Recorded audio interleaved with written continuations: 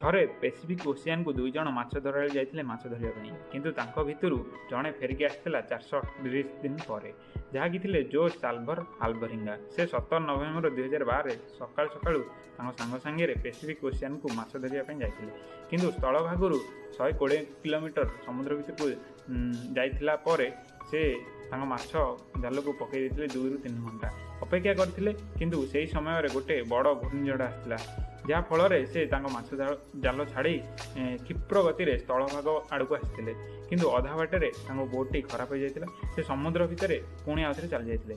କିଛି ମାସ ପରେ ତାଙ୍କ ସାଙ୍ଗ ସମୁଦ୍ର ଭିତରେ ରହିଲା ପରେ ଫ୍ରଷ୍ଟ୍ରେଟ୍ ହୋଇ ସମୁଦ୍ର ଭିତରକୁ ଡେଇଁ ଆତ୍ମହତ୍ୟା କରିଥିଲେ, କିନ୍ତୁ ସେ କରିନଥିଲେ, ଯାହାକି 438 ଦିନ ପରେ ସେ ସ୍ଥଳଭାଗକୁ ଆସିଯାଇଥିଲେ। ଏଥିରୁ ଶିଖିବାକୁ ମିଳିଲା ଯେ ଦୁଃଖ ଆସିଲେ କେବେ ହେଲେ ଫ୍ରଷ୍ଟ୍ରେଟ୍ ହୋଇ କ'ଣ ଗୋଟେ କାମ କରିଦେବେନି କି ଆଗକୁ ଭାବିବାକୁ ପଡ଼ିବ।